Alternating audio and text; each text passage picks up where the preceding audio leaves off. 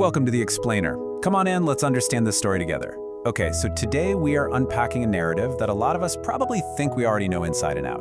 But, when you actually break down the source material, it reveals some incredibly profound lessons about survival and crisis management. We're looking at the classic tale of the thirsty crow. I absolutely love putting these seemingly simple fables under a microscope because they are essentially ancient survival guides designed to pass down crucial mechanics from one generation to the next. So let's dive right in. We're going to look past the surface of just a simple bird looking for a drink and explore what is literally a true masterclass in problem solving and psychological resilience. Right off the bat, the immediate context our source material provides is fascinating. We aren't just dealing with a random hot day here. The text specifically highlights a severe summer heat wave caused directly by cutting down trees without planting new ones. Think about that for a second. This is a full-blown ecological crisis because the forest canopy was destroyed and not replenished. The entire natural water cycle was broken.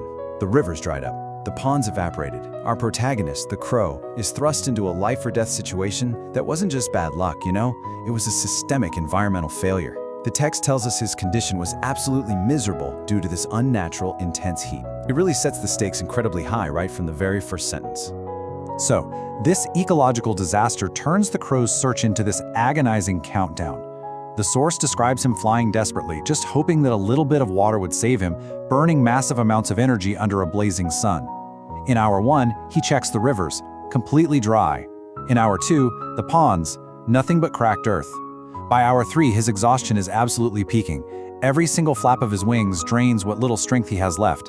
Then suddenly he spots a well. You can imagine the sudden burst of hope, right? A well is deep, surely there's water down there.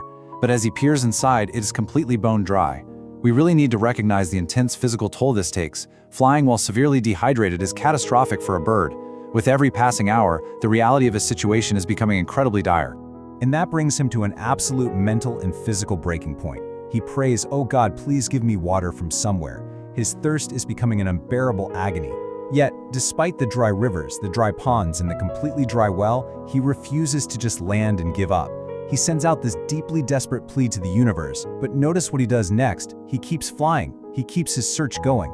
This is a crucial takeaway for us. Acknowledging your desperate reality while simultaneously continuing to take action is the absolute bedrock of survival psychology. He's praying for a miracle, sure, but he is out there doing the hard work to actually go and find it. And here is where we hit the ultimate emotional whiplash. Flying past a house, he spots a clay water pot. Initially, there's massive relief. He looks inside and, finally, there is water.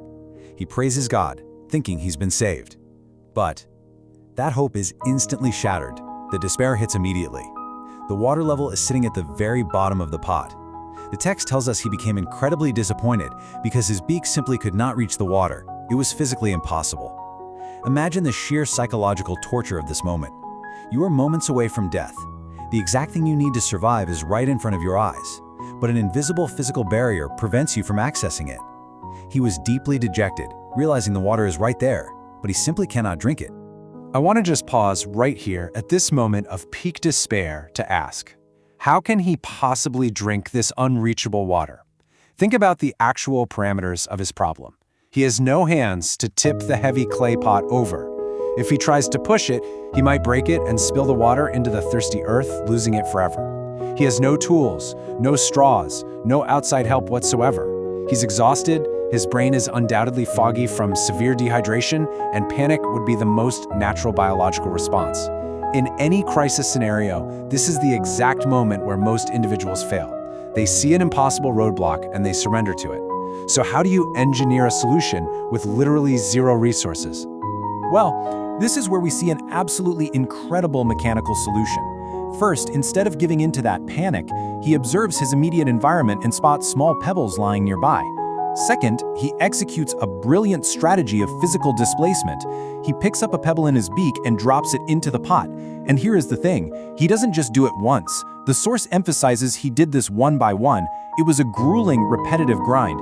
He had to fly down, pick up a stone, fly up to the rim, and drop it in, over and over. But the result? The water gradually rises.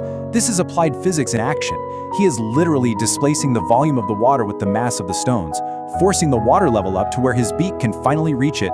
It's an absolute masterstroke of problem solving under pressure. After all that monumental, exhausting effort, the water finally breaches the necessary level. He drinks.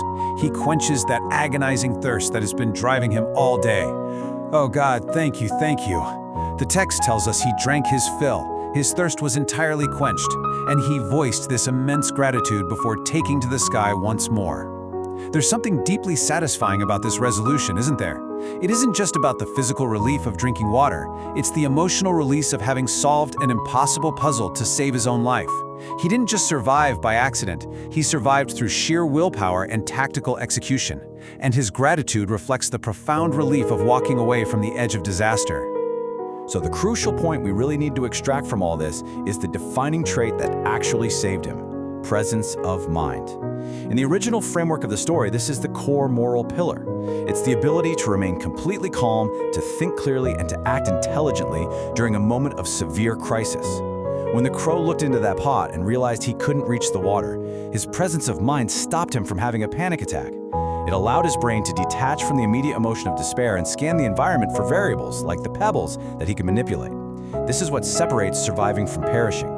Intelligence alone isn't enough if panic shuts down your cognitive functions. You need that calm presence of mind to actually apply your intelligence to the problem at hand. And this builds into a very clear, actionable framework for us. The source gives us a synthesized moral directive. First up, face difficult times bravely. The environment was incredibly harsh, but the crow didn't cower. Second, utilize your intelligence. That pebble drop, that was pure, calculated genius. Third, work hard.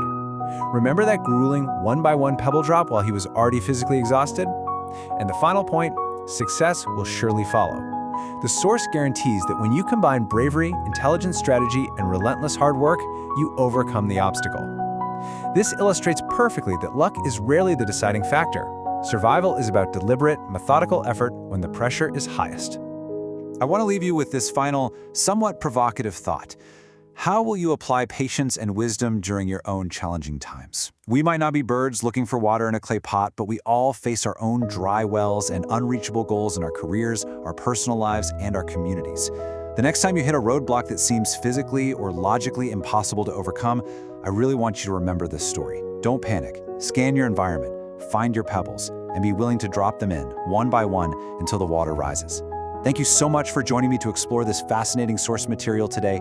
Keep learning, keep thinking, and I'll see you in the next explainer.